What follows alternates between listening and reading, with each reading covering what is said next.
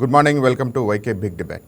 తెలంగాణ రాజకీయాలు కాకరేపుతున్నాయి. బీఆర్ఎస్ అధినేత మాజీ సీఎం కేసీఆర్ ఏడాది తర్వాత ప్రజాక్షేత్రంలోకి రానుండగా సీఎం రేవంత్ రెడ్డి మేటిగడ్డ బ్యారేజ్ను పరిశీలిస్తున్నారు. దీంతో ఒకే రోజు ఇద్దరు అగ్రనేతలు ఒకే జిల్లాలో పోటాపోటీగా సభలు నిర్వహిస్తుండటంతో రాష్ట్ర వ్యాప్తంగా ప్రాధాన్యత నెలకొంది. అయితే కేసీఆర్ జగిత్యాలలో భారీ ప్రజా ఆశీర్వాద సభను నిర్వహించనున్నారు. ఇటీవలే కాంగ్రెస్ పార్టీకి రాజీనామా చేసిన మాజీ మంత్రి జీవన్ రెడ్డి కేసీఆర్ను కలిసి బీఆర్ఎస్ పార్టీలో చేరేందుకు సిద్ధమయ్యారు. ఈ సభ వేదికగా కేసీఆర్ సమక్షంలో జీవన్ రెడ్డి బీఆర్ఎస్లో చేరనున్నారు. ఆయనకు కేసీఆర్ గులాబీ కండువా కప్పి పార్టీలోకి ఆహ్వానించనున్నారు. అనంతరం ప్రజలను ఉద్దేశించి గులాబీ బాస్ ప్రసంగించనున్నారు. దాదాపు ఏడాది తర్వాత బహిరంగ సభలో కేసీఆర్ ప్రసంగించనున్నపై సర్వత్రా ఆసక్తి నెలకొంది. కాంగ్రెస్ ప్రభుత్వ వైఫల్యాలు, హామీల అమలు, లోపాలపై కేసీఆర్ స్పందించే అవకాశం ఉందని బీఆర్ఎస్ వర్గాలు చెబుతున్నాయి. కేసీఆర్ ప్రజాక్షేత్రంలోకి వస్తుండటంతో పార్టీ కార్యకర్తల్లో కొత్త ఉత్సాహం నింపుతోంది. ఈ సభకు పార్టీ ముఖ్య నేతలందరూ హాజరు కానున్నారు. ఈ నేపథ్యంలో జగిత్యాల నుంచే బీఆర్ఎస్ జైత్రయాత్ర మొదలవుతుందని పార్టీ వర్కింగ్ ప్రెసిడెంట్ కేటీఆర్ ప్రకటించారు. అయితే మరోవైపు సీఎం రేవంత్ రెడ్డి కూడా మేటిగడ్డ బ్యారేజ్ పరిశీలనకు వెళ్లనున్నారు. ముందుగా మేటిగడ్డ బ్యారేజ్ని పరిశీలించి అక్కడే అధికారులతో సమీక్షించనున్నారు. అనంతరం కాటారం మండలంలో ఏర్పాటు చేసిన భారీ బహిరంగ సభలో సీఎం పాల్గొని ప్రసంగించనున్నారు. ఈ వేదికన ద్వారానే రెండో విడత రైతు భరోసా నిధులను విడుదల చేయనున్నారు సీఎం. జీవన్ రెడ్డి బీఆర్ఎస్ పార్టీలో చేరే సమయంలోనే ప్రభుత్వంలో చేపట్టిన కాళేశ్వరం ప్రాజెక్టు వైఫల్యాలను ప్రజలకు మళ్లీ గుర్తు చేసే వ్యూహంతో మేటిగడ్డ పర్యటనను పెట్టుకున్నట్టు రాజకీయ విశ్లేషకులు అంచనా వేస్తున్నారు. ఈ సభ కోసం కాంగ్రెస్ నేతలు భారీగా జనసమీకరణ చేస్తున్నారు. దాదాపు 1,00,000 మందితో సభను విజయవంతం చేసేలా ఏర్పాట్లు చేస్తున్నారు. మొత్తానికి ఉత్తర తెలంగాణలో ఒకే జిల్లాలో ఇద్దరు అగ్రనేతలు పోటాపోటీగా సభలు నిర్వహించడం తెలంగాణ రాజకీయాల్లో కాకరేపుతోంది. రైట్, ఇదే అంశానికి మనతో మాట్లాడటానికి డిబేట్తో పాపిరెడ్డి గారు, ప్రముఖ రాజకీయ విశ్లేషకులు, అండ్ భవనం షకీలారెడ్డి గారు, బీఆర్ఎస్ నేత మనకు సిద్ధంగా ఉన్నారు. Sir good morning. Sir madam good morning, welcome to YK news. Good morning. Right sir, Papireddy గారు చెప్పండి, ఇద్దరు ఒకేసారి సభ పెట్టడం వెనకాల ఏమంటారు? ఇప్పుడు బీఆర్ఎస్ లేదా టీఆర్ఎస్ లేదా కేసీఆర్ కు ఒక రాజకీయ అవకాశం కోసం వాళ్ళు చాలా రోజులు జైలు చాలా కీన్ గా అబ్జర్వ్ చేస్తున్నారు. ఏ రాజకీయ అవకాశాన్ని వాడుకొని ఇప్పుడున్న ప్రభుత్వం మీద, ముఖ్యంగా కాంగ్రెస్ ప్రభుత్వం మీద, ముఖ్యమంత్రి గారి మీద ఒక విధంగా దండయాత్ర చేయడం అనుకోవచ్చు. రెండోది ఏంటంటే మళ్ళీ వాళ్ళు ఇవాళ పార్టీ కార్యక్రమాలను మళ్ళీ ఇది ఎక్కువ చేసుకొని కేసీఆర్ ఒక మంచి అవకాశాన్ని తీసుకొని ఇది పెట్టుకోవడం జరిగింది ఒకటి. రెండోది ఏంటంటే ఇప్పుడు జీవన్ రెడ్డి గారి పరిస్థితి ఏంటంటే, జీవన్ రెడ్డి గారు చాలా సీనియర్ కాంగ్రెస్ లీడర్. ఆయన రాజకీయ జీవితం తెలుగుదేశం నుంచి మొదలైంది. ఎన్టీ రామారావు తెలుగుదేశం పెట్టినప్పుడు ఆయన తెలుగుదేశంలో జాయిన్ అయ్యి ఎమ్మెల్యే అయ్యి మంత్రి అయ్యిండు. నన్ను ఆంధ్ర భాస్కర్ రావుతో పోయి తర్వాత తెలుగుదేశం నుంచి కూడా బయటకు రావడం జరిగింది. తర్వాత కాంగ్రెస్ లో జాయిన్ అయ్యి ఆయన చాలా సుదీర్ఘ కాలం కాంగ్రెస్ లో ఉండడం జరిగింది. ఉన్న దాంట్లో సీనియర్ కాంగ్రెస్ నాయకుడు. కాబట్టి ఇప్పుడు జీవన్ రెడ్డి గారు పోవడం వల్ల నిజంగా కాంగ్రెస్ బలహీనపడుతుందా, ఏమవుతుంది అన్నది అది వేరే విషయం. కానీ ఒక్క విషయం ఏంటంటే, జీవన్ రెడ్డి గారు పోవడం వలన టీఆర్ఎస్కు లేదా బీఆర్ఎస్కి వచ్చే అడ్వాంటేజ్ ఏంటంటే, మేము కూడా అంటే ఇప్పుడు రేవంత్ రెడ్డి ప్రభుత్వం వచ్చిన తర్వాత టీఆర్ఎస్ నుంచి లేదా బీఆర్ఎస్ నుంచి పెద్ద ఎత్తున ఎమ్మెల్యేలను, నాయకులను వాళ్ళు ఆహ్వానించడం, ఇవన్నీ చేయడం జరిగింది. అయితే ఒక విధంగా వాళ్ళు టీఆర్ఎస్ లేదా బీఆర్ఎస్ పార్టీని దెబ్బతీయడానికి కూడా కొంత ప్రయత్నం చేయడం జరిగింది. అయితే వాళ్ళు సరే కోర్టుకు పోయి ఈ డిఫెక్షన్స్ మీద కొంత వాళ్ళు పోరాటం చేసి దాన్ని ఆపగలిగింది. కానీ ఇప్పుడు జీవన్ రెడ్డి యొక్క ఏదైతే ఈ బీఆర్ఎస్ లో కలవడం అనేది ఒక విధంగా కాంగ్రెస్ మీద వీళ్లకు ఎదురుదాడి చేయడానికంటే, మీరు మా పార్టీని బలహీనపరచడం కాదు, మేమే మీ పార్టీని బలహీనపరుస్తున్నాం, మీ సీనియర్ నాయకులు మాకు వస్తున్నారు అని చెప్పడం ఒకటి. రెండోది ఏంటంటే, ప్రజా వాహినిలో కూడా కాంగ్రెస్ లో కూడా అంత సక్రమంగా లేదనే విషయాలను చెప్పడానికి ఒక వీళ్ళకి అవకాశం దొరికింది. ఈ అవకాశాన్ని వాళ్ళు వాడుకొని కేసీఆర్ మొట్టమొదటిసారిగా వచ్చి బహిరంగ సభలో మాట్లాడడం ఇది ఒక ఎత్తు అయితే, దీనికి మీరు చెప్పినట్టు ఇది కౌంటర్ గా కాంగ్రెస్ వాళ్ళు మేడిగడ్డ లేదా కాళేశ్వరం ప్రాజెక్టు విషయాన్ని తీసుకొని అక్కడనే ఆ కాటారం అంటే దగ్గరనే ఉంటుంది. ఇదంతా ఓల్డ్ కరీంనగర్, అంటే ఉమ్మడి కరీంనగర్ జిల్లా, జగిత్యాల కానీ లేదా కాటారం కానీ. కాబట్టి వీళ్ళు అంటే ఇప్పుడు ఒక విషయం మనకు ఏమర్థమవుతుందంటే, రాజకీయాల వేడి తెలంగాణలో కూడా మొదలైంది. ఎందుకంటే 2.5 years దాదాపు కాంగ్రెస్ పరిపాలన అయిపోయింది, ఇంకా 2.5 సంవత్సరాలు ఉన్నది. కాబట్టి ఇప్పటి నుంచెల్లే రెండు రాజకీయ పార్టీలు కూడా తమ రాజకీయ వ్యూహాలను అమలు చేయడానికి ప్రయత్నం చేస్తాయి. కాబట్టి కేసీఆర్ ఈ అవకాశాన్ని వాడుకొని మళ్ళీ జనాలలోకి వచ్చి పెద్ద ఎత్తున పార్టీ వాళ్ళను దాన్ని మళ్ళీ రివైవ్ చేసుకోవడానికి వాళ్ళు పెద్ద ఎత్తున ప్రయత్నం చేస్తారు. ఇది ఒక విధంగా బీఆర్ఎస్ కు అనుకూలంగా అనుకోకుండా వచ్చిన అవకాశాన్ని వాళ్ళు వాడుకుంటారు. రైట్ సార్, మనతో పాటు డిబేట్లో పాల్గొనడానికి కత్తి వెంకటస్వామి గారు, all India OBC chairman. Sir good morning sir, welcome to YK news. Good morning అండి. Good morning. Right right madam, Shakeela Reddy గారు మీరు చెప్పండి, జీవన్ రెడ్డి గారు పార్టీ చేరే సమయంలోనే రేవంత్ రెడ్డి గారు సభ పెట్టడం ఎలా చూస్తారు మీరు? మేడం మీ ఫోన్ అన్మ్యూట్ చేసుకోరా, మ్యూట్లో ఉంది. వైకే ఛానల్ టీవీ వ్యూవర్స్ కి అందరికి నమస్కారం అండి. ఈరోజు మాకు జరుగుతున్న జీవన్ రెడ్డి గారి చేరిక అనేది చాలా మంచి పరిణామం అని మేము అనుకుంటున్నామండి. ఎందుకంటారా, బేసికల్ గా తెలంగాణ రాష్ట్రంలో ఈ 2.5 ఏళ్లుగా ఎంతో ఆశతో జనాలందరూ కాంగ్రెస్ ప్రభుత్వాన్ని ఎన్నుకున్నాక ప్రజలు ప్రతి ఒక్కరు all sectors not even one రైతులు కానీ, విద్యార్థులు కానీ, మహిళలు కానీ, ఎవరన్నా కూడా కానీ, ఎన్జిఓస్ కానీ, ఎవరన్నా కూడా కానీ ఆల్ సెక్టార్స్ ఆఫ్ పీపుల్ చాలా బాధలు పడుతున్నారు. ఎలా బాధపడుతున్నారంటే, వాళ్ళు ఏదో ఆశపడ్డారు మార్పు కోసం, ఏదో రేవంత్ రెడ్డి గారు చేస్తారు, లేదా కాంగ్రెస్ ప్రభుత్వం ఏదో చాలా బాగా చేస్తుంది అనే ఉద్దేశంతో వాళ్ళు కాంగ్రెస్ ప్రభుత్వాన్ని ఎన్నుకోవడం జరిగింది. గత 2.5 ఏళ్లుగా వాళ్ళ ప్రతిఫలం కానీ, వాళ్ళ అభివృద్ధి కానీ, వాళ్ళ రిజల్ట్ కానీ శూన్యం అని చెప్పేసి ప్రజలు ఆల్రెడీ ఒక నిర్ణయానికి వచ్చేసారు. ఇప్పుడు ప్రజల్లో ప్రతి ఒక్కరు కేసీఆర్ గారి ప్రభుత్వం రావాలి, ప్రతి ఒక్కరు గుండెల్లో ఏదో ఒక అభివృద్ధి జరుగుతుందని చెప్పేసి వాళ్ళు ప్రతి ఒక్కరు ఆశపడుతున్నారు. ఇటువంటి దానిలో హఠాత్ పరిణామంగా జీవన్ రెడ్డి గారి చేరిక అనేది ఒక యాడ్ ఆన్ పాయింట్. కానీ మేము ఏ రోజు కూడా జీవన్ రెడ్డి గారు చేరారు, ఇంకా చేరే వాళ్ళు చాలా మంది ఉన్నారు. బీఆర్ఎస్ ప్రభుత్వంలో ఎటువంటి నాయకులు కొరత లేదు. ప్లస్ ఏమో పోరాట పటిమకు చాలా పటిష్టంగా ఉంది ప్రతిపక్షంగా. అలాగే ప్రతి ఒక్కరూ కష్టపడి పనిచేసే అనుభవం ఉంది. సో ఇలాంటప్పుడు కాంగ్రెస్ ప్రభుత్వం వాళ్ళు చేస్తున్న అన్యాయం, అరాచకాన్ని ప్రజల్లో తీసుకెళ్లాల్సిన అవసరం ఉంది. సో కాంగ్రెస్ ప్రభుత్వం బలహీనమైందని చెప్పి ఖచ్చితంగా చెప్తాం. ఎందుకంటే ఎంతో మంది ఈరోజు నాయకులు బీఆర్ఎస్ పార్టీకి చంద్రశేఖరరావు గారితో, అలాగే మా నాయకులతో అందరితో కాంటాక్ట్ లో ఉండారు. ఎందుకు కాంటాక్ట్ లో ఉండారంటే, ఇది ఒక బుల్డోజర్ ప్రభుత్వం కాబట్టి ఎవరి మాట చెల్లట్లేదు, కేవలం 4-5 మాటే చెల్లుతుంది. కాబట్టి వాళ్ళు ఎలాంటి ప్రజల్లో పోయి వాళ్ళు న్యాయం చేయలేకపోతున్నారు. కాబట్టి ఎమ్మెల్యేలు కానీ, ఎంపీలు కానీ, ఎవరన్నా కూడా అందరూ నిరుత్సాహపడిన మాత్రం వాస్తవమే.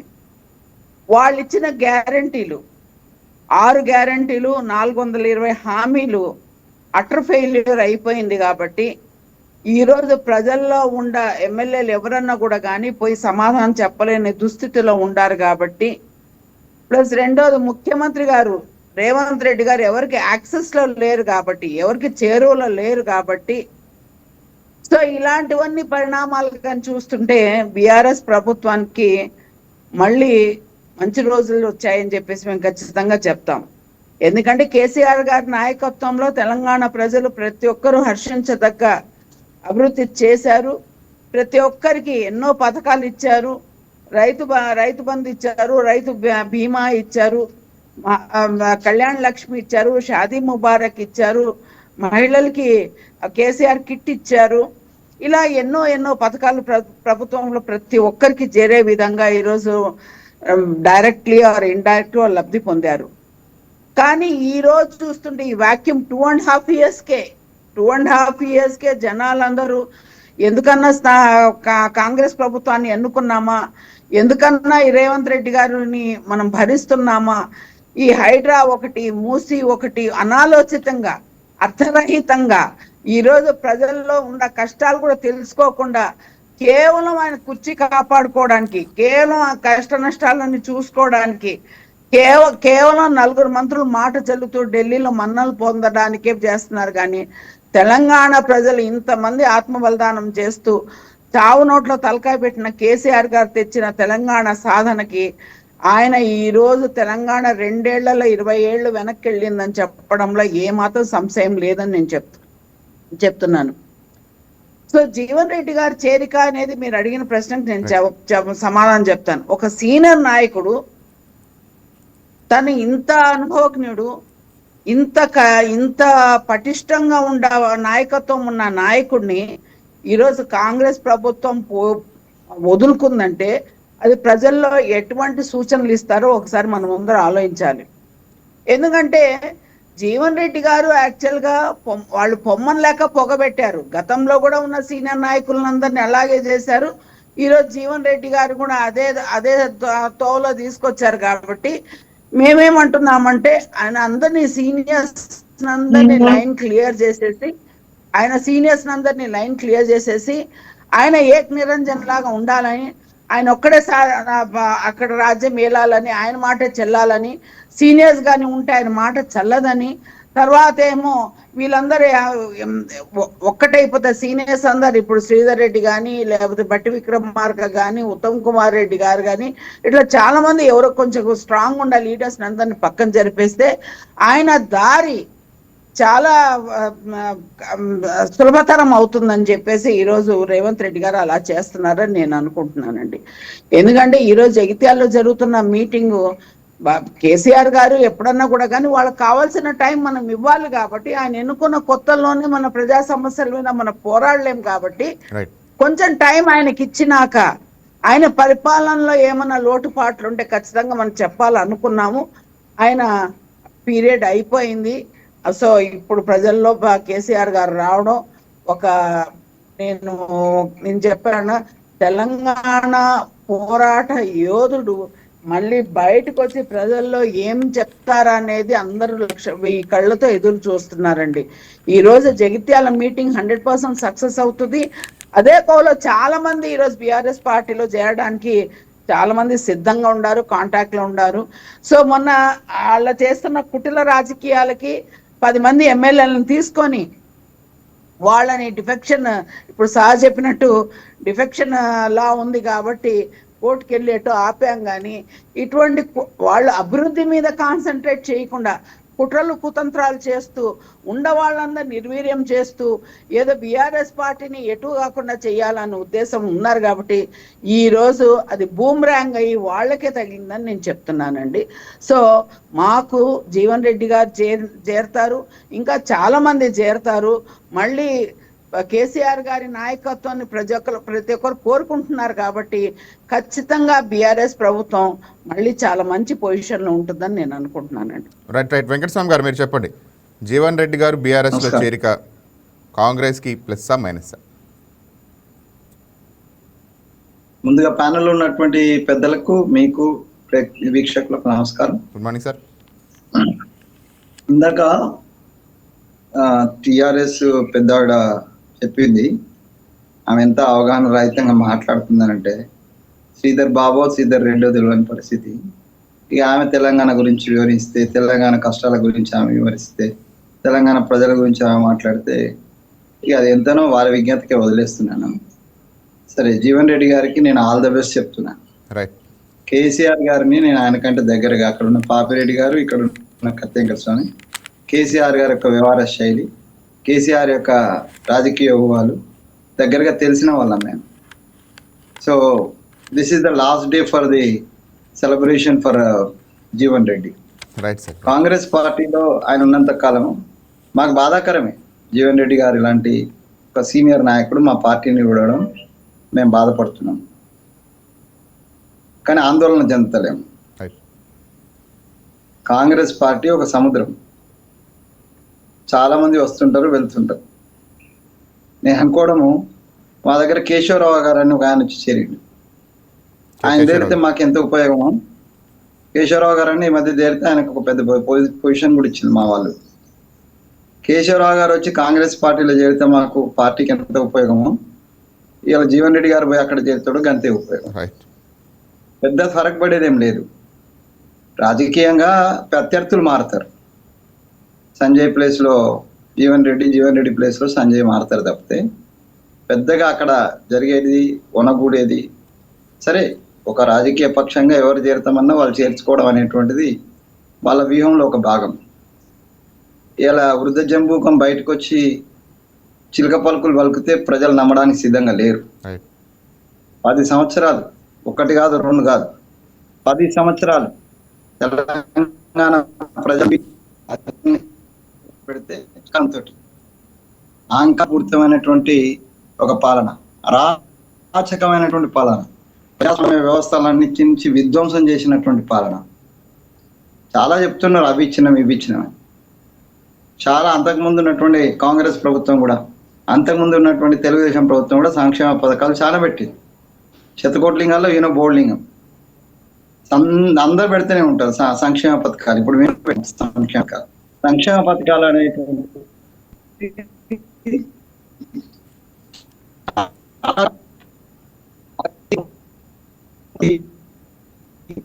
పక్కన అనేటువంటి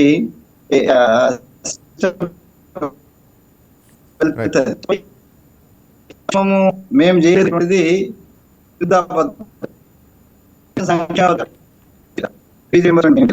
ఎవరు తెచ్చినారు? అన్ని మేము తెచ్చినటువంటి పథకాలే.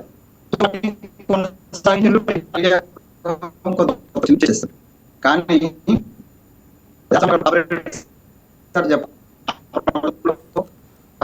సార్ వెంకటస్వామి గారు, మీ ఫోన్ సిగ్నల్ ప్రాబ్లం ఉన్నట్టుంది సార్, ఒకసారి చెక్ చేసుకోండి.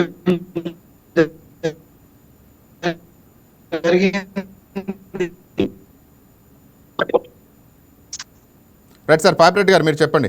ఒక నాయకుడు పార్టీ మారుతున్న టైంలోనే రేవంత్ రెడ్డి ప్రజాసభ పెట్టడం ఎట్లా చూస్తారు సార్? ఇప్పుడు ఒకటి సార్, ఇప్పుడు జీవన్ రెడ్డి కాంగ్రెస్ నుంచి వెళ్ళి టీఆర్ఎస్ పోవడంతో కాంగ్రెస్ ఒక్కసారే బలహీన పడుతుంది, లేకపోతే కాంగ్రెస్ పార్టీకి లేకపోతే ఇప్పుడున్న ప్రభుత్వానికి ఏదో పెద్దగా నష్టం జరుగుతుంది అనే అవకాశాలు తక్కువ. కానీ రెండో వైపు జరిగేది ఏంటంటే, ఇప్పుడు టీఆర్ఎస్ 2023లో ఓడిపోయిన తర్వాత చాలా కాలం ఆత్మరక్షణ పరిస్థితులు, ఎందుకంటే 10 ఏళ్ళు నిరాటకంగా ప్రభుత్వం చేసి మూడోసారి గెలుస్తామని కూడా పూర్తి నమ్మకంతో ఉన్న పార్టీ ఓడిపోవడంతో వాళ్ళు పూర్తిగా నిరాశ నిస్పృహలకు పోవడం, కొంత గందరగోళమైన పరిస్థితులు ఏర్పడడం. రెండో వైపు కాంగ్రెస్ కూడా, అంటే అంతకుముందు కేసీఆర్ అదే పనిచేశాడు, కాంగ్రెస్ పార్టీని బలీనపరచడం కోసం పెద్ద ఎత్తున వాళ్ళ ఎమ్మెల్యేలను పార్టీ నాయకులు కూడా తీసుకున్న దాఖలాలు ఉన్నాయి. అందులో కేశవరావు గారు కూడా బెస్ట్ ఎగ్జాంపుల్. ఇటు వచ్చిండు, ఇటు ఎంపీ అయిండు, అటు పోయిండు, మళ్ళీ కాంగ్రెస్ ఉంటుంది. అయితే ఒకటేంటంటే, ఇటువంటి ఆత్మరక్షణ పరిస్థితి నుంచి వెళ్ళి మెల్లంగా కోలుకొని కాంగ్రెస్ పరిపాలన 2.5 సంవత్సరాలు అవుతుంది. ప్రజలలో కూడా కొంత ఒక విధమైన ఎప్పుడైనా ప్రభుత్వం మీద కొంత అసంతృప్తి అనేది మొదలవుతుంది. కాబట్టి అసంతృప్తి మొదలైన సందర్భంగా ఈ జీవన్ రెడ్డి గారి కలయిక అనేది ఒక బీఆర్ఎస్కు లేదా కేసీఆర్కు ఒక అవకాశంగా వచ్చింది. అంటే రాజకీయంగా నేను అర్థం చేసుకున్నది ఏంటంటే, ఇది జీవన్ రెడ్డి గారు రావడంతో బీఆర్ఎస్ ఏదో బలోపేతం అవుతుంది, మొత్తం వాళ్ళకి అధికారం ఆయనతో వస్తుంది. కానీ ఇది రాజకీయ అవకాశంగా వాడుకోవడానికి, జనాలకు చెప్పడానికి, ఎక్కువ జనాలకు చెప్పడానికి అవకాశం ఏంటంటే, మేము కూడా కాంగ్రెస్ నాయకులను మేము మా పార్టీలకు చేర్చుకోగలము. పరిస్థితులు కాంగ్రెస్లో అంత సవ్యంగా ఏమీ లేవు. వాళ్ళు మా మీద చెప్తున్న పరిస్థితుల కన్నా అంతర్గతంగా చాలా రుకలకులు ఉన్నాయి, చాలా సమస్యలు ఉన్నాయి. ఇంకా చాలా మంది, ఇప్పుడు యువకులు వచ్చేది చాలా మంది కలుస్తారో వస్తారో రావడం, కానీ వీళ్ళు చెప్పుకోవడానికి ఒక అవకాశం ఉంది. కాబట్టి ఇది ఒక రాజకీయంగా నేను అర్థం చేసుకునేది ఏంటంటే, కాంగ్రెస్ మీద ఎదురు దాడి చేయడానికి ఈ జీవన్ రెడ్డి బీఆర్ఎస్లో కలవడం అనేది ఒక ఆయుధంగా కేసీఆర్ కానీ బీఆర్ఎస్ కానీ వాడుకునే అవకాశం ఉంది. వాడుకున్నారు. అందుకోసం వాళ్ళ జగిత్యాల పెద్ద ఎత్తున మీటింగ్ పెట్టి దానిలో కొంత ఇప్పుడున్న ప్రభుత్వం మీద పెద్ద ఎత్తున విమర్శలు చేయడం కానీ దాడి చేయడం కానీ కేసీఆర్ చేస్తాడు. అయితే ఒకటేంటంటే, ఇప్పటి నుంచి ఇప్పుడు ఇది జరుగుతున్నప్పటికీ కూడా కాంగ్రెస్ దాన్ని మళ్ళీ ఎదురుదాడి చేయొచ్చు, మళ్ళీ కాళేశ్వరం లేదా మేడిగడ్డ ప్రాజెక్టు యొక్క లోపాలను బయట పెట్టచ్చు. రకరకాల, అంటే దాడి ప్రతి దాడి, అంటే ఒక రాజకీయ వాతావరణం, ఒక వేడి అన్నది తెలంగాణలో రాజకీయాల్లో మొదలైంది. ఇక నుంచి వెళ్ళి బహుశా ఎలక్షన్స్ వరకు కూడా ఇటువంటి అనేకమైన సంఘటనలు కూడా జరగచ్చు.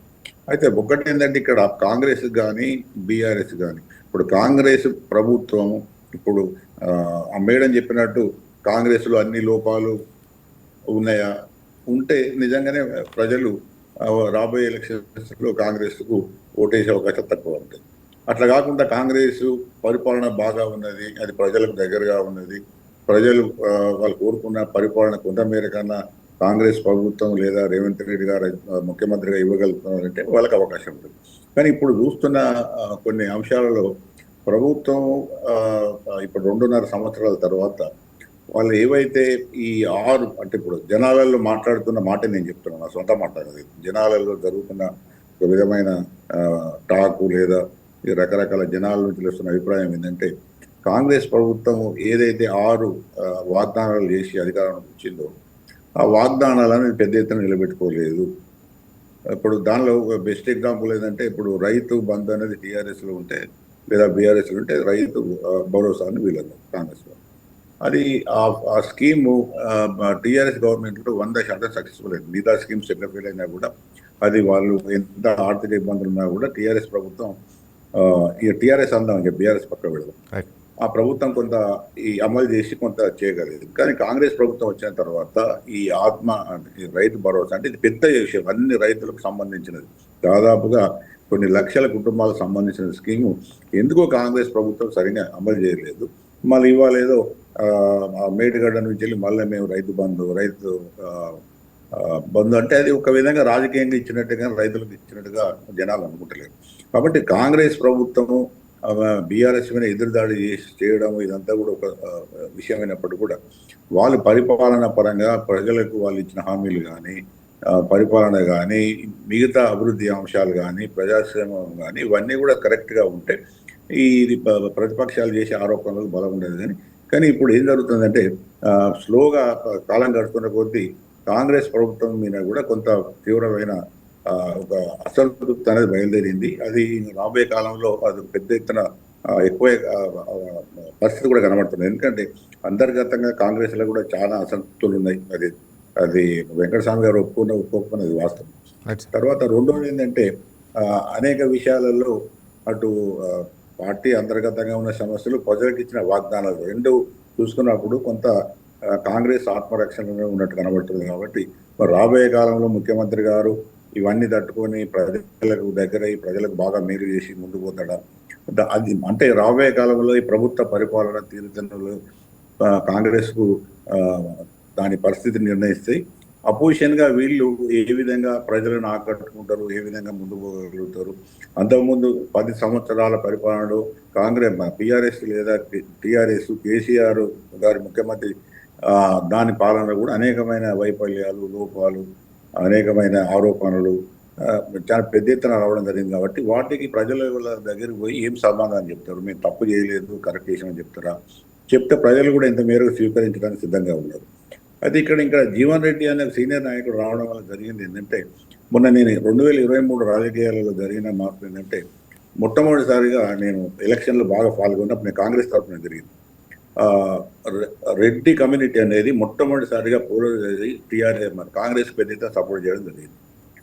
మొదటిసారిగా నేను అనుకుంటా నాకు 40-45 ఏళ్ళ రాజకీయ అనుభవంలో మొదటిసారి కమ్యూనిటీ బయటకి ఏం చెప్పలేదని కమ్యూనిటీ అంతర్గతంగా పెద్ద ఎత్తున పోరాడి బీఆర్ఎస్ను లేదా టీఆర్ఎస్కు వ్యతిరేకంగా పనిచేయడం జరిగింది. అది ఒక పెద్ద ఎత్తున కాంగ్రెస్ కలిసి ఇచ్చిన విషయం.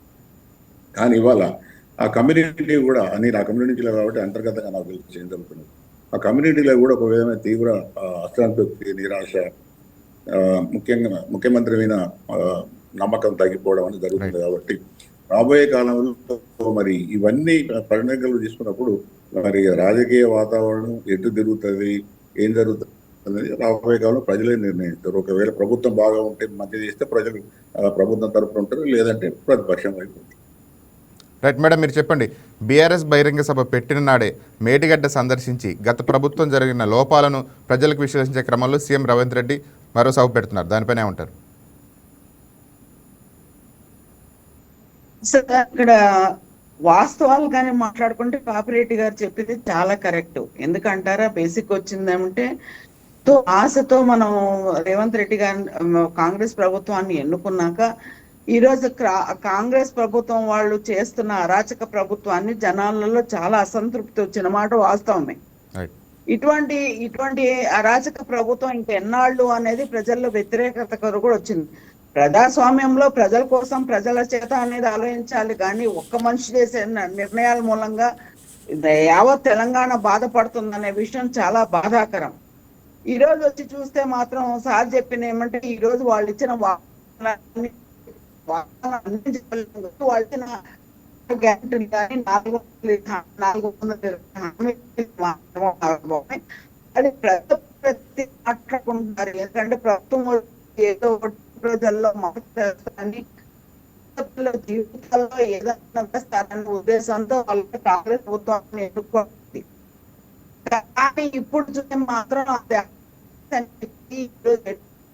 ఉన్నారు కాబట్టి ముఖ్యమంత్రి. మేడం మీ సిగ్నల్ ప్రాబ్లం ఉన్నట్టుంది సార్, మీరు ఒకసారి మళ్ళీ చెప్పండి. రెండు సభలు ఒకేసారి పెట్టడం అంటే మీడియా అటెన్షన్ని స్ప్లిట్ చేసే స్ట్రాటజీగా చూడొచ్చా? నన్నే అడుగుతున్నారా సార్? మిమ్మల్ని సార్ చెప్పండి. ఇప్పుడు ఒకటి మీ పేరు చెప్పండి. రాజేంద్ర సార్ చెప్పండి. రాజేంద్ర గారు, ఇప్పుడు ఈ రాజకీయాలు ఎట్లుంటాయంటే ఎప్పుడు కూడా ప్రతిపక్షం అధికార పక్షం మీద దాడి చేయడం, రైట్, మళ్ళీ ఎలక్షన్స్ పోయే వరకు ఉన్న అధికార పక్షాన్ని బలహీనపరిచి అది మళ్ళీ అధికారం రావడానికి ప్రయత్నం చేస్తుంది. దానిలో భాగంగానే ప్రతిపక్షం కానీ కేసీఆర్ గారు కానీ టీఆర్ఎస్ పార్టీ కానీ పనిచేస్తుంటారు. వాళ్ళ నాయకులు కార్యకర్తలు అందరూ చేస్తుంటారు. రెండో వైపు అధికారంలో ఉన్న ప్రభుత్వం లేదా కాంగ్రెస్ కానీ రేవంత్ రెడ్డి గారు కానీ ముఖ్యమంత్రిగా వాళ్ళు ఏం చేస్తున్నారంటే ఉన్న ప్రభుత్వాన్ని కాపాడుకోవాలి. రెండో వైపు ఏంటంటే ప్రతిపక్షంలో ఉన్న ఏవైతే బలహీనతలు కానీ లేకపోతే ప్రతిపక్షం అధికారంలో ఉన్నప్పుడు చేసిన తప్పులు కానీ అవి వాటి వల్ల జరిగిన నష్టం కానీ రాష్ట్రానికి ఏ విధంగా జరిగింది అనేది వాళ్ళు కూడా ప్రజలకు చెప్పుకుంటారు. అయితే ఇవాళ రెండు విషయాలు జరుగుతున్నాయి. ఒకటేమో ప్రతిపక్షంగా కేసీఆర్, అధికార పక్షమైన కాంగ్రెస్ మీద ముఖ్యమంత్రి మీద దాడి, ఇది జగిత్యాల నుంచి బలైంది. ఇదంతా కూడా ఉమ్మడి కరీంనగర్ జిల్లా, పాత కరీంనగర్ జిల్లా. రెండవ వైపు ఆ మేడిగడ్డ లేదా కాళేశ్వరం ప్రాజెక్టు, అది నిజంగా అది ఒక విధంగా అది దాదాపు 1,00,000 కోట్ల పైన ప్రాజెక్టు. అది ఇవాళ నిరుపయోగంగా అది పనికి రాకుండా ఉన్నది. అది ఎంతవరకు డ్యామేజ్ అయినది ఇప్పటి వరకు కూడా ఏ ఎక్స్పర్ట్స్ కూడా సరిగా చెప్పడం లేదు. ఇప్పుడు 2 సంవత్సరాల నుంచి నీళ్ళు రావడం లేదు. అదొక పెద్ద వైఫల్యంగా ఇప్పుడు కేసీఆర్కు అదొక సవాల్గా ఉన్నది. ఒకవేళ నిజంగా మేడిగడ్డ లేదా కాళేశ్వరం ప్రాజెక్టు అది మళ్ళీ రివైవ్ అయ్యి బాగుంటేనేమో ఆయన పరిస్థితి బాగుంటుంది. లేకపోతే మాత్రం తెలంగాణ ప్రజలు ఇప్పుడు కూడా ఆ వైఫల్యాన్ని మర్చిపోరు. ఎందుకంటే అది ఈఎంఐ దాదాపు నెలకు సంవత్సరానికి దాదాపు 12-13 వేల కోట్లు 20 సంవత్సరాల వరకు కట్టాలి ఆ లోన్. కాబట్టి ఇవన్నీ కూడా కొన్ని సమస్యలు ఉన్నాయి. కాబట్టి ఆ సమస్యలను కాంగ్రెస్ కూడా ఎంతవరకు విజయవంతంగా తీసుకుపోయి బీఆర్ఎస్ లేదా కేసీఆర్ను కొంత బలహీనపరచడానికి ప్రయత్నం చేస్తుంది అన్నది. అంటే ఈ రెండు నేను మళ్ళీ బలంగా నమ్ముతున్నది ఏంటంటే అధికార పక్షము ప్రజాపాలన సక్రమంగా లేక ప్రజల మన్నన పొందకపోతే మాత్రం టీఆర్ఎస్ చేసిన తప్పులన్నీ కూడా మర్చిపోతారు జనాలు. ఎందుకంటే ప్రభుత్వం మీదనే ఎక్కువ ప్రజల యొక్క దృష్టి ఉంటుంది. కాబట్టి ఆ పరిస్థితి రాకుండా చూసుకుంటేనే కాంగ్రెస్కి మంచిది. అట్లా కాకుండా ప్రతి విషయంలో కూడా వాళ్ళ వైఫల్యాలను కప్పించుకోవడానికి ఎదురుదాడి చేయడం. ఇవ్వడానికి నేను చూస్తున్న ముఖ్యమంత్రిగా రేవంత్ రెడ్డి గారు తన పరిపాలన కన్నా కూడా ఎదురుదాడి చేయడంలో విజయవంతం అవుతున్నారు కదా. చాలా రోజులు జరగదు. ఎందుకంటే ఇప్పటికే కాంగ్రెస్ వచ్చి 2.5 ఏళ్ళు అయింది. మీరు ఏం చేస్తున్నారని జనాలు కూడా అడుగుతున్నారు. కాబట్టి ఈ ఎదురుదాడి చేసినప్పటికీ కూడా తన ప్రభుత్వం యొక్క ఏది పాలనను ప్రజారంజకంగా ప్రజలలోకి తీసుకుపోయి ప్రజల మెప్పు పొందే ప్రయత్నం ఎక్కువ చేస్తే అటు కాంగ్రెస్ ప్రభుత్వానికి కానీ అటు ఆయనకు రాజకీయ భవిష్యత్తు కూడా బాగుంటుంది. అట్లా కాకుండా కేసీఆర్ తప్పులు తెలిసింది కాబట్టి మీ కాంగ్రెస్ ఓట్లు చేసి గెలిపించారు. ఇంకా ఇక 2.5 సంవత్సరాల తర్వాత కేసీఆర్ తప్పులు చేసింది. కేసీఆర్ ఇప్పుడు వాళ్ళేమంటారు, ఆయనే తప్పులు చేసి ఓడిపోయినా మీరేం చేస్తారు, మీరు అధికారంలో నుండి మీరు చేసే ఘనకార్యాలు లేదని వాళ్ళు అంటారు. కాబట్టి ఈ రాజకీయ చదరంగంలో ఫైనల్ గా ఎవరంటే ఆ చెక్ పెట్టే వాళ్ళు ప్రజలే. ఆ చెక్ ఎవరికి పెడతారు, ప్రతిపక్షానికి పెడతారా అధికార పక్షానికి పెడతారా అన్నది రాబోయే కాలంలో వీళ్ళు వేసే ఎత్తులు పై ఎత్తుల మీద ఆధారపడి ఉంటుంది. రైట్. వెంకటస్వామి గారు, సీఎం బహిరంగ సభ పెట్టడం అంటే ప్రజల దృష్టి మళ్లించడానికా లేకపోతే మీ పార్టీలో జరుగుతున్న డ్యామేజ్ని కంట్రోల్ చేసే స్ట్రాటజీనా, ఏమంటారు సార్? ముందుగా నేను పాపిరెడ్డి గారికి 1-2 వారు లేవనెత్తిన విషయాలను నేను క్లియర్ చేయాలి సార్. చెప్పండి. ముందుగా రెడ్డి సామాజిక వర్గంతో మేము గెలిచినామని చెప్పడం అంటే అట్లా వెంకటస్వామి చెప్పలేదు. ర్యాలీ అయ్యి సపోర్ట్ చేసి వాళ్ళు ఇప్పుడు డిస్కంటెంట్మెంట్ ఏమంటే గెలిపించారని కాదు, కానీ నిజంగా మనం చేసారు. అది మీరు ఒప్పుకున్న దగ్గర విషయం. కొంత మాకు వచ్చిన మాట వాస్తవమే. ముందు నుంచి అసలు కాంగ్రెస్ పార్టీ అంటే రెడ్ల పార్టీ అనే పేరు ఉన్నది. దాన్ని ఇప్పుడు నేను ఈ మాటని బహిరంగంగా ఓపెన్ గా ఎందుకంటే జరిగింది నేనే మీరు సంఘాల పోయి మీటింగ్లు పెట్టి తిరిగి చెప్పిన వాళ్ళందరూ. నేను కూడా వెళ్తున్నా సార్. సో రెండవ విషయం ఏంటంటే పోయినసారి మొత్తం సబ్బండ వర్గాలు కాంగ్రెస్ సపోర్ట్ చేసింది. పర్టికులర్లీ ఓబీసీ వర్గం, బీసీ వర్గము ఎప్పటి లేని విధంగా సంపూర్ణంగా సపోర్ట్ చేసింది. తర్వాత సార్ ఏమంటున్నారంటే రెడ్డి సామాజిక వర్గం కూడా అసంతృప్తిగా ఉన్నది అనే మాట సార్ అంటున్నాడు. ఎందుకు అసంతృప్తి ఉన్నది సార్? 45 ఇప్పుడు నేను విషయం చెప్తున్నా. నేను ఏమంటున్నానంటే ప్రభుత్వం వినలేదు, ముఖ్యమంత్రి రేవంత్ రెడ్డి గారు సామాజిక వర్గం ఆ పట్ల ఎందుకు నేను అనేది ప్రభుత్వం రేవంత్ రెడ్డి గారు ఎక్కువ మంది రెడ్లకే ఇచ్చినాము, మంత్రివర్గం రెడ్లకే ఎక్కువ మంది ఇచ్చినాము. ఇప్పుడు ఇది డిబేట్ ఇష్యూ కాదు, అసలు మాట్లాడాలి. 70%, 60% రెడ్లకే ఉన్నాయి. అయినా కూడా రెడ్డి సామాజిక వర్గం మా మీద ఎందుకు ఉంటుంది? Jeevan Reddy is not only person to represent the Reddy సామాజిక వర్గం. రెడ్డి సామాజిక వర్గాన్ని ఆయన రిప్రజెంట్ చేస్తలేడు. జీవన్ రెడ్డి పోయినంత మాత్రాన మొత్తం రెడ్డి సామాజిక వర్గం మాకు వ్యతిరేకంగా ఉంది లేదా మా పట్ల అసంతృప్తి కూడా అని, అది వ్యక్తిగతమైన అసంతృప్తి. జీవన్ రెడ్డి గారిది 100% వ్యక్తిగతమైనటువంటి. మొన్నటిదాకా ఆయన కార్యకర్తలు మాట్లాడారు. నేను స్వయంగా మాట్లాడినా. అప్పుడు ఆయన ఏమంటాడు అంటే ఈ కార్యకర్తలు అయిపోయింది, నా వ్యక్తిగతమైనటువంటి గౌరవం వెంకటస్వామి చెప్తున్నారు. సరే, వ్యక్తిగత గౌరవం ఆయనకి ఇవ్వాల్సిందే, ఇవ్వద్దని ఇప్పటికి కూడా అంటున్నా నేను. ఆయన పార్టీ మారి వెళ్ళిపోతున్న సమయంలో కూడా మేము జీవన్ రెడ్డి గారు లాంటి ఒక సీనియర్ నేతను మేము వదులుకోవడం మాకు బాధాకరమే అని చెప్తున్నాం.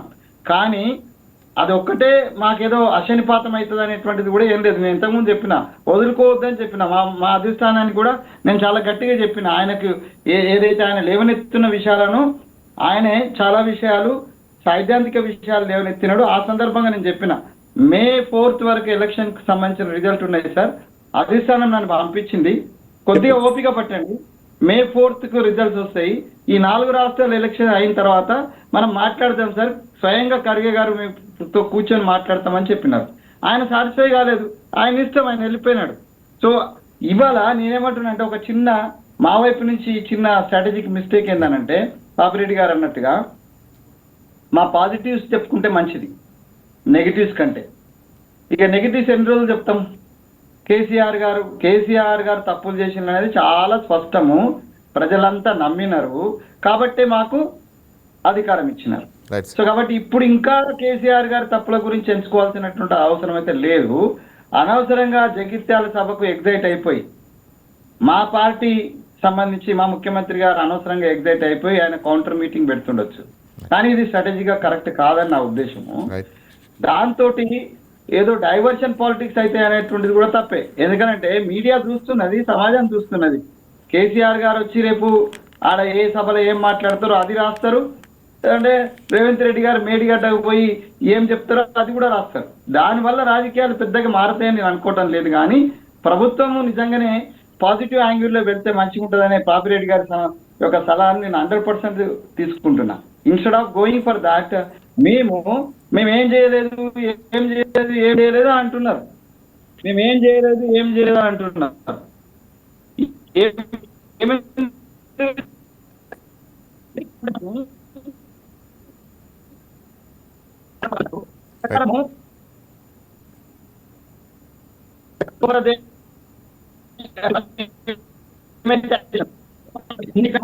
ఈ రాష్ట్రంలో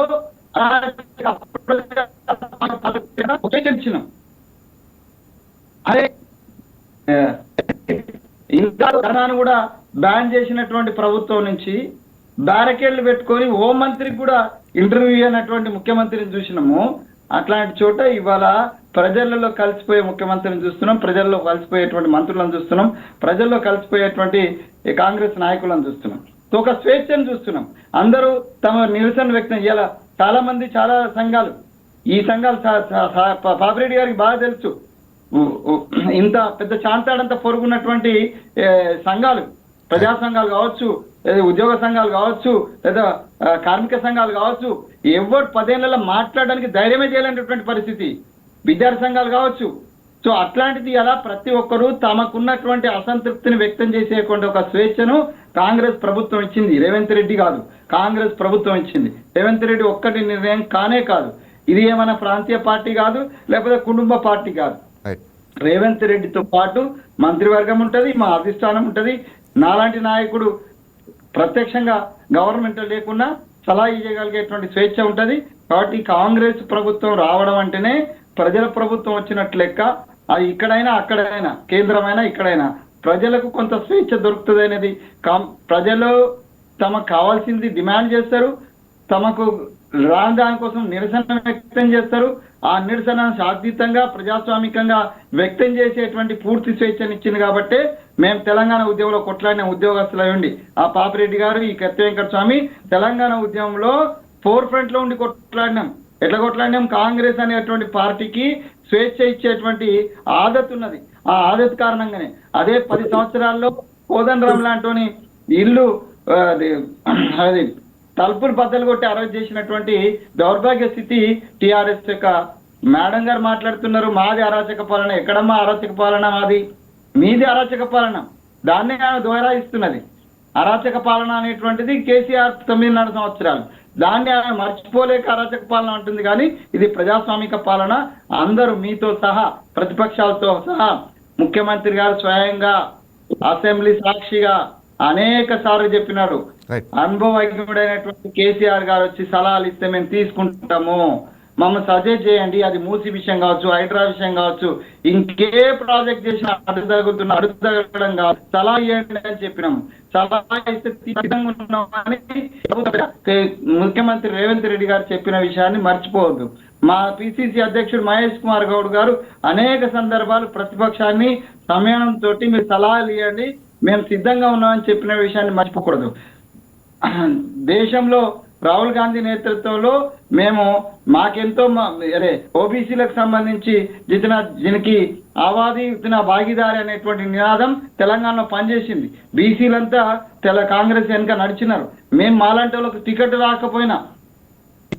రాకపోయినా నేను ఫోర్ ఫ్రంట్ లో ఉండి 54 టికెట్లు అడిగితే మాకు వచ్చింది 20 టికెట్లు బీసీలకు. అయినా కూడా మేము పనిచేసినాం. ఎందుకనంటే ఒక సమిష్టి కోసం, ఒక రాక్షస పాలన అంతం కోరం మేమందరం కలిసి పనిచేసినాము. కాంగ్రెస్ పార్టీని తీసుకొచ్చినాం. సోనియా గాంధీ గారి నాయకత్వం మీద, ఖర్గే గారి నాయకత్వం మీద, రాహుల్ గాంధీ గారి నాయకత్వం మీద సంపూర్ణ విశ్వాసంతో తీసుకొచ్చినాం. అదృష్టం కొద్దీ ముఖ్యమంత్రిగా ఆయన చాలా తక్కువ కాలము, తక్కువ కంట్రిబ్యూషన్ ఫర్ కాంగ్రెస్. బట్ ఈ గోట ఆయన opportunity as a CM. Definite గా ఆయన ఒక అఫెన్స్ గా పోతున్నాడు. డెఫినెట్ గా అఫెన్స్ లో పోవాల్సిందే. పోవడానికి మేము సమర్థిస్తూనే, నేను పాపిరెడ్డి గారు అన్నట్టుగా ఒక న్యూట్రల్ లైన్ తీసుకొని మేము ఇప్పటిదాకా చేసినటువంటి అభివృద్ధి కార్యక్రమాలు కావచ్చు, సంక్షేమ కార్యక్రమాలు కావచ్చు, దీనికి సంబంధించినటువంటి దాన్ని ప్రజల ముందు పెట్టినట్టు ఏది ఉంటే టిఆర్ఎస్ ఏదో కొత్త నాటకాలు ఇప్పుడు అంటే జీవన్ రెడ్డి గారిది వాళ్ళకి ఒక అడ్వాంటేజ్. పాపిరెడ్డి గారు చెప్పినట్టుగా వాళ్ళ పార్టీని ఉత్సాహపరచుకోవడానికి జీవన్ రెడ్డి గారిది ఒక అడ్వాంటేజ్. దాన్ని వాళ్ళు తీసుకుంటున్నారు, సహజంగా తీసుకుంటారు. దాన్ని మనం వ్యతిరేకించాల్సిన అక్కర్లేదు. ఇక్కడ మన దగ్గర నుంచి వెళ్ళిపోయిన తర్వాత వేరే వాడు తీసుకోవద్దంటే మనం ఎట్లా? వాళ్ళు మీటింగ్ పెట్టుకోవద్దంటే ఎట్లా? మీటింగ్ పెట్టుకోండి, విషయం చెప్పండి, కాంగ్రెస్ పార్టీని నిలదీయండి, కాంగ్రెస్ ప్రభుత్వాన్ని నిలదీయండి, ప్రజలకు సంక్షేమం చేయండి. కేవలం రాజకీయ విమర్శ కాకుండా ప్రజా సంక్షేమం కోసం అది మీరైనా మేమైనా ఆ దిశగా ప్రయాణం చేస్తే అది ప్రజలకు ఉపయోగపడుతుంది. భవిష్యత్ తరాలు కూడా మనల్ని అప్రిషియేట్ చేస్తాయని నేను భావిస్తున్నా. కాబట్టి కేవలం ఒక వర్గంతో కాకుండా సబ్బండ వర్గాల యొక్క సంపూర్ణ మద్దతుతోటి కాంగ్రెస్ ప్రభుత్వం వచ్చింది. కానీ అసంతృప్తిలో ఒక వర్గం ఉన్నదనే చాలా తప్పు. ఎందుకంటే ఇప్పుడున్నటువంటి ప్రభుత్వంలో, మా ప్రభుత్వంలో మేమే చెప్తున్నాం, అందరికంటే ఎక్కువ లబ్ధి పొందింది రెడ్డి సామాజిక వర్గమే. అది మంత్రుల రూపంలో కావచ్చు, చైర్మన్ల రూపంలో కావచ్చు, ఎమ్మెల్యేల రూపంలో కావచ్చు. మా అందరి టికెట్లు కట్ చేసి గొంతు కోసి ఆ పాపిరెడ్డి గారికి తెలుసు కదా, నన్ను వరంగల్ టికెట్ ఇచ్చిండ్రు, తర్వాత సురేఖ వచ్చింది, నన్ను పరకాల పొమ్మన్నారు, పరకాల నుంచి ఒక రెడ్డి సాబుని తీసుకొచ్చి పెట్టిండ్రు. అట్లా అనేక చోట్ల బీసీల సీట్లను కట్ చేసి రెడ్లను తీసుకొచ్చి పెట్టిండ్రు. ఇంకా ఎంతకంటే ఏ ఇంపార్టెన్స్ ఇస్తారు? భూతో నా భవిష్యత్తులో కూడా ఎందుకంటే ఎక్కువ ఇంపార్టెన్స్ రెడ్డి సామాజిక వర్గం దొరకదు. కాబట్టి రెడ్డి సామాజిక వర్గం మా పట్ల అసంతృప్తి అనేటువంటి కరెక్ట్ కాదు. అది ఉంటే కూడా అది సమంజసం కాదని నేను భావిస్తున్నాను. రైట్ మేడం, చెప్పండి. సార్ నేను వెంకటస్వామి గారికి ఒక చిన్న కౌంటర్ అంటే మేము ఒక ఆన్సర్ ఇవ్వదలుచుకున్నాను. Right, చెప్పండి. ఏమంటే ఆయన చెప్పిన మాట చాలా కరెక్ట్. ఎందుకంటే ఎక్సైట్ అయిపోయి ఈ రోజే మెడికట్ పెట్టుకోవాల్సిన అవసరం లేకుండా రేవంత్ రెడ్డి గారికి. ఎందుకంటే ఆయన ఉలిక్కిపడి ఏదో జరిగిపోతా ఉంది, ఆయన ఉనికికే కాపాడుకోవాల్సిన పరిస్థితి, ఉనికికే ప్రాబ్లం వచ్చేటట్టు ఉందని చెప్పేసి ఆయన గబగబా తీసుకుపోయి మేడిగడ్డ ప్రాజెక్ట్ కి విజిట్ పెట్టుకోవడం చాలా ఆశ్చర్యంగా ఉంది. ఎందుకంటారా, ఇది కేవలం డైవర్షన్ చాలా ఆశ్చర్యం అండి. ఎందుకంటారా, ఈరోజు ప్రజలు తెలంగాణలో చేయాల్సిన చాలా సమస్యలు పెట్టుకొని ఈ రోజు నిన్ననే ఢిల్లీ నుంచి వచ్చాడు ఆయన. రేవంత్ రెడ్డి గబాలను మేడిగడ్డ పెట్టుకోవాల్సిన అవసరం లేకుండా వెంటనే తీసుకుపోయి మేడిగడ్డ పెట్టుకొని ఏదో కేసీఆర్ గారికి రేపు పాజిటివ్ అయిపోతుందేమో, నాకు నెగిటివ్ అవుతుందేమో, మీ చెప్పిన మాట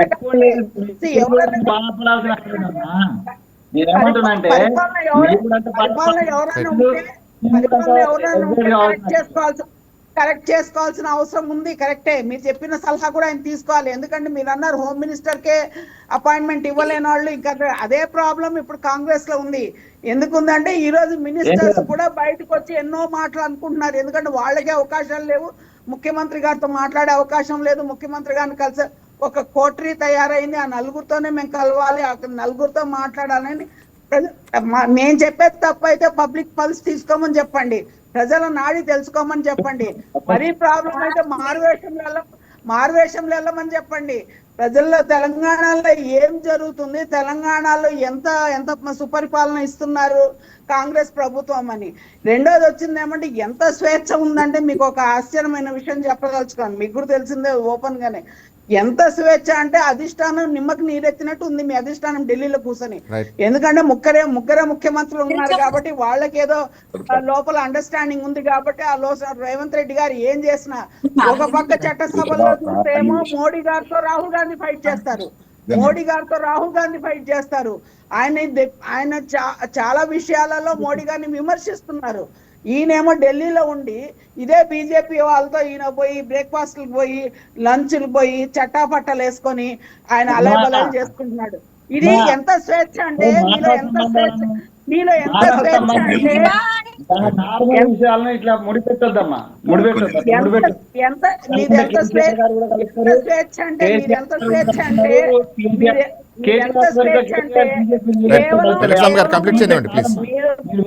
కాదండి.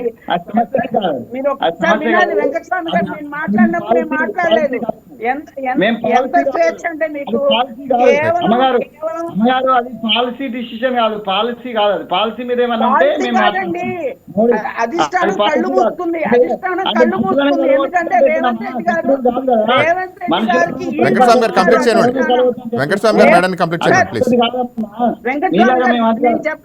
నేను చెప్పనియండి. అధిష్టానం రేవంత్ రెడ్డికి ఈల్డ్ అవుతున్నారు. ఎందుకు ఈల్డ్ అవుతున్నారు? మా ఇంటర్నల్ పార్టీ విషయం నీకెందుకమ్మా? అది ఇప్పుడు తెలంగాణలో స్వేచ్ఛ ఉంది, ఢిల్లీలో మీరు ఆ స్వేచ్ఛ గురించి చెప్తున్నాను. ఎందుకంటే పార్టీ లైన్ దాటి మీ ముఖ్యమంత్రిని మీ రాహుల్ గాంధీ ఇచ్చిన మాట ప్రకారంగా అటుపక్క మోడీతో ఫైట్ చేసి ఇటుపక్క ఏమో బీజేపీ నేను చెప్తున్నాను. రెండోది వచ్చిందంటే ప్రతి ఒక్కరు మీరు చెప్తున్నారు కేసీఆర్ గారు రమ్మని. హరీష్ రావు గారు కేటీఆర్ గారు వస్తేనే మీరు అసెంబ్లీలో మీరు సమాధానం చెప్పలేని దుస్థితిలో ఉండారు. ఈ రోజు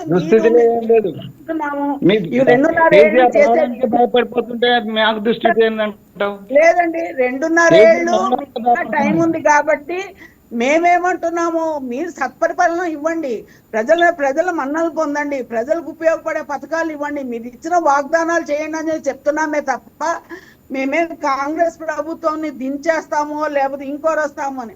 సరే, ఆయన జీవన్ రెడ్డి గారు కావచ్చు,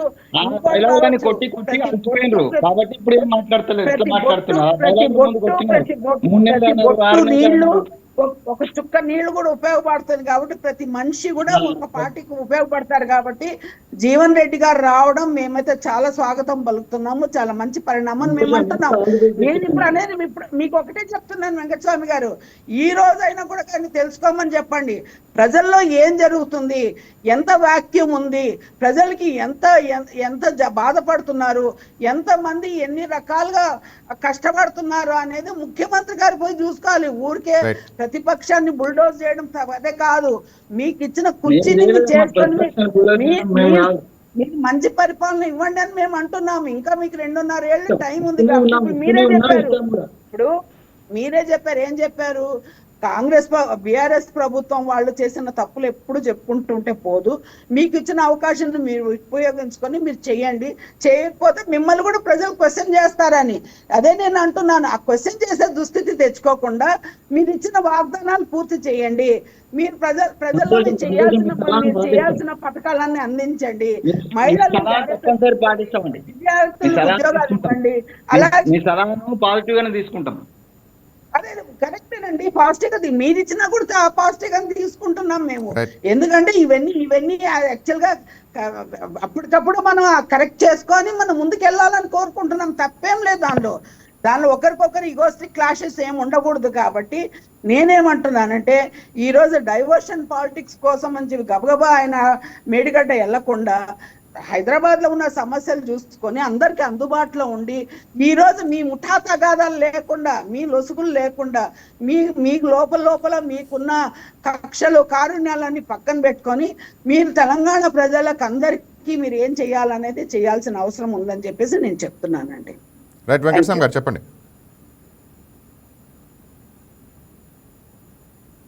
సార్ పాపిరెడ్డి గారు మీరు చెప్పండి, ఒక నాయకుడి జాయినింగ్ పెద్దదా లేక వేల మందితో సీఎం సభ పెద్దదా? ప్రజలు ఎవరితో ఉన్నారనుకోవచ్చు సార్? ఏమంటారు? ఒకటి సార్ చెప్పండి. ప్రజల యొక్క సమస్యలే ముఖ్యం. ఇటు టీఆర్ఎస్ అధికారం రావాలని కోరుకుంటారు, కాంగ్రెస్ అధికారం నిలబెట్టుకోవాలని కోరుకుంటారు. కాబట్టి దానిలో వ్యూహంలో వాళ్ళు జగిత్యాలలో కేసీఆర్ గారు మీటింగ్ పెడుతున్నారు, అక్కడనేమో రేవంత్ రెడ్డి గారు మీటింగ్ పెడుతున్నారు కాటారు. సరే, అది రాజకీయంలో వాళ్ళ పార్టీలు వాళ్ళ యొక్క వ్యూహాలు ఎత్తుగడలు ఉంటాయి. కానీ ఒకటేంటంటే ప్రతిపక్షం ఇప్పుడు ప్రజాస్వామ్యంలో రెండు కూడా ఇంపార్టెంట్. పాలకపక్షం ఎంత ఇంపార్టెంటో ప్రతిపక్షం కూడా అంత ఇంపార్టెంట్. కానీ దురదృష్టవశాత్తు అది కేసీఆర్ ఆయన పరిపాలనలో కొంత మర్చిపోయాడు, ప్రతిపక్షం యొక్క రోల్ లేకుండా చేయడానికి కూడా ప్రయత్నం చేసాడు. అది ఎప్పుడు కూడా మైనస్ అయిపోయింది. ఇప్పుడు ఆయన బయటకు వచ్చి మాట్లాడినప్పుడు కూడా కేసీఆర్ చేసిన తప్పులేమో ఒప్పులు కావు. ఎందుకంటే ఆయన 9.5 ఏళ్ల పరిపాలన చూసుకున్నప్పుడు దాదాపుగా ప్రతిపక్షాన్ని లేకుండా చేయడం, ఆఖరికి అసెంబ్లీలో కాంగ్రెస్ 20 సీట్లు గెలిస్తే 6 సీట్ల వరకే పరిమితం చేసి మిగతా వాళ్ళందరూ గెలిపించుకున్నాడు. దాదాపు ఆయన ఎలక్షన్స్ పోయే వరకు మాకు 119 సీట్లలో 100 సీట్ల పైన కాంగ్రెస్ బీఆర్ఎస్ కుంది. కానీ రాజకీయం అధికారం రాలేదు, 2023 ఓడిపోయారు. కాబట్టి ఒకటేంటంటే ఎప్పుడు కూడా ఈ మైనస్ రాజకీయాలు కానీ లేకపోతే ఎదుటి వాళ్ళని పరిచి మన తప్పులను కప్పించుకునే రాజకీయాలు ఎవరు చేసినా కూడా మంచిది కాదు. మేము అప్పుడు టీఆర్ఎస్ లో ఉన్నప్పుడు కూడా అదే చెప్పినాం, ఇటువంటి రాజకీయాలు అవసరం లేదు. మీరు 2019లో 88 సీట్లు గెలిచారు, ఇంకా ఈ వేరే పార్టీల టీకా అదే తప్పు మళ్ళీ కాంగ్రెస్ వచ్చిన తర్వాత మళ్ళీ చేసింది. ఇది ఇప్పుడు మన 23 తర్వాత రేవంత్ రెడ్డి గారు కూడా అదే చేశారు. సరే, వీళ్ళు ఏదో కోట్ల పోరాటం చేసి కొంత ఆపుకున్నారు, అది వేరే విషయం. కానీ ఒకటేంటంటే ఇటువంటి రాజకీయాలు కాకుండా ప్రజలకు మేలయ్యే రాజకీయాలు ఏ పార్టీ ఉన్నప్పటికీ కూడా, నేను తెలంగాణ ఒక పౌరునిగా తెలంగాణ ప్రజల శ్రేయస్సు కోరుకునే వారికి నేను ఏమనుకుంటానంటే, రాజకీయాలు చేస్తారు, రాజకీయ పార్టీలు రాజకీయాలు చేయకుండా ఉండడం అనేది సాధ్యం కాదు. కాబట్టి దాని గురించి మనం ఎందుకు రాజకీయాలు చేస్తారంటే మన అవగాహన లేనట్లు లెక్క. కాబట్టి రాజకీయాలు చేస్తారు. రాజకీయాలు చేసినప్పటికీ కూడా అలా ప్రజల యొక్క బాగోగులు ప్రజల యొక్క శ్రేయస్సును చూడాలి. అయితే ప్రతిపక్షం బలంగా ఉండడం అనేది కూడా తెలంగాణ రాష్ట్రానికి అవసరం. ప్రతిపక్షం బలంగా ఉంటే అధికార పక్షం కొంత చేయకుండా ఉండడానికి అవకాశం ఉంటుంది. కాబట్టి ప్రజాస్వామ్యంలో ప్రతిపక్షం రోజు కేసీఆర్ విజయవంతంగా చేయాలి. నేను ఏం కోరుకుంటానంటే, ఆయన అసెంబ్లీ కూడా వచ్చి అసెంబ్లీలో పాల్గొని అక్కడ కూడా నిజంగా రేవంత్ రెడ్డి గారి కాంగ్రెస్ ప్రభుత్వం తప్పులు చేసిందంటే అక్కడ కూడా అసెంబ్లీని వేదిక కూడా వాడుకోవచ్చు, అన్ని దాన్ని కూడా వాడుకోవచ్చు. ఇది ఒక అవకాశంగా తీసుకొని ఒకసారి మళ్ళీ ఇది సభ పెట్టింది. ఎందుకంటే కేసీఆర్ మీద కూడా నాకు చాలా విషయాలు తెలుసు. వెంకటస్వామి గారు చెప్పింది, ఇప్పుడు ఇప్పుడు ఒకటే మీటింగ్ పెట్టి మళ్ళీ నేను ఫామ్ హౌస్ పోతే కొనుగోలు తర్వాత నేను మళ్ళీ కలవని కాకుండా ఆయన ప్రతిపక్ష నాయకునిగా ఆయన రోలు విజయవంతం చేస్తేనే ప్రజలు ఆశిస్తారు. ఎందుకంటే ఒక 2014 ముందు కేసీఆర్ ఏం చెప్పిన కానీ ఇప్పుడు 2028 వచ్చే ఎలక్షన్స్ లో కేసీఆర్ కూడా తన మొత్తం పార్టీ వ్యవహార శైలిని కానీ పార్టీని కానీ పూర్తిగా మార్చుకోకుండా కేవలం వాళ్ళు కూడా కాంగ్రెస్ తిడితే కూడా నడవదు. కాంగ్రెస్ ఇప్పుడు రేవంత్ రెడ్డి గారు కేసీఆర్ తిట్టినా కొంత ప్రయోజనం ఉండదు. కేసీఆర్ గారు కూడా రేవంత్ రెడ్డి తిట్టిన ప్రయోజనం, ఎందుకంటే వాళ్ళ వ్యవహార శైలిని కూడా వాళ్ళు మార్చుకోవాలి. ఉదాహరణకి ఇప్పుడు బీఆర్ఎస్ మీద కూడా ఇప్పటికి కూడా పెద్ద యొక్క ఆరోపణ ఏంటంటే అది కుటుంబ పాలన తప్ప ఇంకో నాయకత్వానికి దానిలో ఇంకో కులానికి కానీ నాయకత్వానికి కానీ మిగతా వాళ్ళకి కానీ పెద్దగా దానిలో రోల్ లేదు, స్కోప్ లేదు. ఈవెన్ ఏది అధికారం ఉన్నప్పుడు కాదు, ప్రతిపక్షంలోకి వచ్చిన 2.5 సంవత్సరాల తర్వాత కూడా బీఆర్ఎస్ శైలి ఏం మారలేదని పెద్ద ప్రజలలో ఒక పెద్ద టాక్. కాబట్టి ఇవన్నీ కూడా ఎవరి సమస్యలు వాళ్ళకు, ఎవరి లోపాలు వాళ్ళకు ఉన్నాయి. కాబట్టి వాళ్ళ లోపాల మీద దృష్టి కేంద్రీకరించి వాళ్ళ లోపాలు సరిదిద్దుకొని ఎటు వాళ్ళ గురించి మాట్లాడితే బాగుంటది. ఎందుకంటే ఇప్పుడు ఎందుకు ఇవాళ జీవన్ రెడ్డిని తీసుకున్నా కూడా ప్రజలలో పెద్ద స్పందన ఒక కొంత మేరకు తక్కువగా ఎందుకుంటదంటే కేసీఆర్ కూడా 9.5 ఏళ్ళకి అదే చేసాడు, ఎక్కువ ఎమ్మెల్యేలను లేకుండా చేసాడు, కొన్ని పార్టీలు మొత్తానికి ఎమ్మెల్యేలను లేకుండా చేయలేదు. కాబట్టి ఇవన్నీ కూడా ప్రజలకు కాబట్టి ఎప్పుడు కూడా మైనస్ రాజకీయాలు అనేవి మంచిది కావు, ఏ పార్టీ చేసినా కూడా. కాబట్టి ఇవాళ ఫైనల్ నేను చెప్పాల్సుకునేది అంటే జీవన్ రెడ్డి రావడం అనేది ఒక విధంగా బీఆర్ఎస్ కు ఒక కలిసి వచ్చిన ఆయుధంగా వాళ్ళు వాడుకుంటారు కాబట్టి వాడుకుంటారు. కానీ రెండవ వైపు ఏంటంటే కాంగ్రెస్ కూడా దీని ఈ అంశాలను దృష్టిలో పెట్టుకొని మా పార్టీ నుంచి సీనియర్ నాయకులు ఎందుకు బయటకు పోతున్నారు, అసలు ఏ కారణాలు ఉన్నాయని ఎదురుదాడి చేయకుండా పోయిన వాళ్ళ మీద దాడి చేయకుండా కొంత ఆత్మ విమర్శ చేసుకోవడం అవసరం. ఈ రెండు పార్టీలు కూడా ఆ ఉద్దేశంలో రెండు పార్టీలు ఎదురుదాడి చేయకుండా వాళ్ళు ఆత్మ విమర్శ చేసుకొని మా తప్పులు ఏమున్నాయని ఆ వైపు చూసుకుంటే తెలంగాణ రాష్ట్రం బాగుపడుతుంది, తెలంగాణ ప్రజలు కూడా బాగుపడుతుంది. రైట్. వెంకటస్వామి గారు మీరు చెప్పండి, మీరు సీఎం రేవంత్ రెడ్డి అందరికీ ఫ్రీ యాక్సెస్ టైంలో ఉంటారని చెప్తున్నారు. మరి జీవన్ రెడ్డి లాంటి సీనియర్ నేత పార్టీ నుంచి వెళ్ళిపోతున్నప్పుడు ఆపే ప్రయత్నం చేయలేదా? అఫ్కోర్స్ మీ మహేష్ కుమార్ గౌడ్ గారు అందరూ వెళ్ళి చర్చలు జరిపారు, కానీ సీఎం బహిరంగ సభలో కూడా ఫ్రీగా మాట్లాడుతుంటారు. మీరు అట్లా అంటే కేవలం కొంతమందిని కొన్ని చూపెట్టి అజేయద్దండి మీడియా వాళ్ళు కూడా. నేను ఆ జిల్లా ఇన్ఛార్జిగా స్వయంగా ఏఐసిసి యొక్క ఆదేశం మేరకు నేను పోయి మాట్లాడాను. మహేష్ కుమార్ గౌడ్ వెళ్ళారు, మినిస్టర్లు కూడా వెళ్ళారు, మంత్రులు వచ్చారు. నేను లెక్కలోకి రానండి, మీకు లెక్క లేకపోతే మా పార్టీలో నేను లెక్కనే అండి. మీకు లెక్క లేకపోవచ్చు మీ మీడియాకో లేకపోతే బయటకో, కానీ పార్టీలో నేను చాలా ఇంపార్టెంటే. నన్ను అధిష్టానం ఆదేశిస్తే పోయి కూర్చొని మాట్లాడినా 45 నిమిషాలు మాట్లాడినా. మేము ప్రయత్నం చేయకుండా ఏం లేమండి. ఒక్క నిమిషం మేము ప్రయత్నం చేయకుండా ఏం లేము. వారు పోవాలని ఎవ్వరు కోరుకోలే పార్టీలా, అందరికీ బాధాకరమే. ఇప్పటికి కూడా చెప్తున్నాము, వారికి నేను గౌరవంగా ఆల్ ది బెస్ట్ చెప్తున్నా. సరే, వారు ఎక్కడున్నా కూడా ఆయుర ఆరోగ్యాలతో మంచిగా ఉండాలని కోరుకుంటాము. మా పార్టీకి 40 ఏళ్ళు సేవ చేసినాడు ఆయన.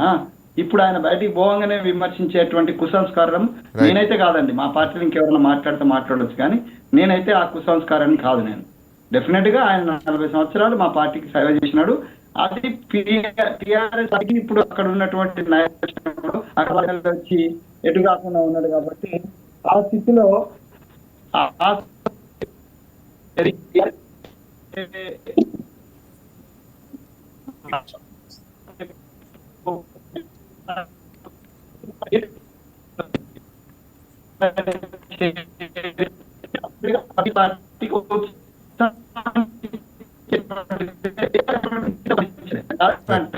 పార్టీకి సంబంధించిన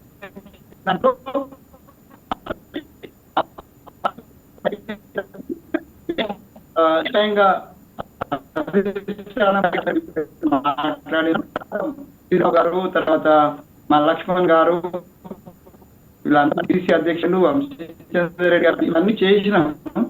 బట్ ఆయన ఇంకా మళ్ళీ దాన్ని వెనక్కి తీసుకోలేక ఇన్నోవేటివ్ కండిషన్ లో బయటకు వెళ్ళిపోయాడు. సో బట్ వెళ్ళిపోయాడు, అయిపోయింది. ఇప్పుడు ఆ టిఆర్ఎస్ పార్టీ ఆయన యొక్క చేరికను ఏ విధంగా వాళ్ళ పార్టీకి అనుకూలంగా మార్చుకుంటది ఏందనేది ఇక వాళ్ళ వ్యూహం మీద ఉంటది. మేము కూడా జీవన్ రెడ్డి గారు పోయిన లోటును మేము ఎట్లా పూడ్చుకోవాలనేటువంటి ప్రయత్నం మేము చేయాలి, మేము లోకల్ గా చేస్తాం. దానికి పెద్ద స్టేట్ లెవెల్ స్టేట్మెంట్ ఇవ్వాల్సిన అక్కర్లేదు. నేను ఇందాక అన్నట్టు మేడం అన్నట్టుగా స్టేట్ లెవెల్ ఉక్కిపాటు అక్కర్లేదు. జీవన్ రెడ్డి గారిది ఒక లోకల్ సమస్య 100%. తర్వాత పాపిరెడ్డి గారు చేసిన సలహాన్ని 100%. ఇప్పుడు జీవన్ రెడ్డి గారు ఒక సీనియర్ లీడరు మా నుంచి పోయినప్పుడు డెఫినెట్ గా మేము ఒక పార్టీగా ఆత్మవిమర్శ చేసుకోవాలి. ఎందుకు జరిగింది ఇంత 40 ఏళ్ళు మనతో ఉన్నటువంటి వ్యక్తి ఎందుకు పోయాడు, ఏ కారణం పోయినటువంటి ఒక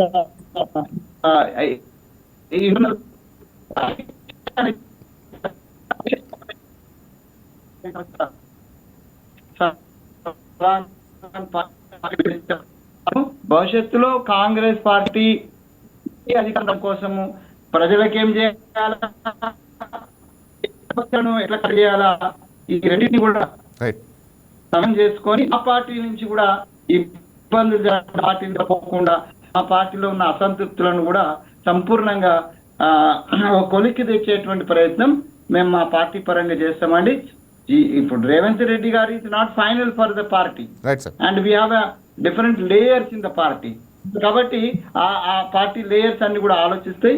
డెఫినెట్ గా ముఖ్యమంత్రి గారు కూడా వారి యొక్క ఇన్వాల్వ్మెంట్ ఉంటుంది. వారితోటి పిసిసి అధ్యక్షుడు మహేష్ గారితో, తర్వాత మా మేడం ఇన్ఛార్జ్ మేడం ఉన్నటువంటి సౌందరరాజన్ మా మీనాక్షి గారితో, వీళ్ళందరితో కూర్చొని డెఫినెట్ గా ఒక సమీక్ష చేస్తాము.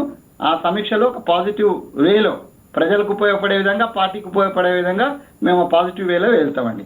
Thank you very much. Join us meeting అండి. థ్యాంక్ యూ అండి. థ్యాంక్ యూ మేడం, మీకు కూడా థ్యాంక్ యూ డిబేట్లో పాల్గొన్నందుకు. పాపిరెడ్డి గారు మీకు థ్యాంక్ సార్. ఇది అప్డేట్స్ చూస్తున్నానండి వైకే, ఇది తెలుగు వారి గుండె చప్పుడు.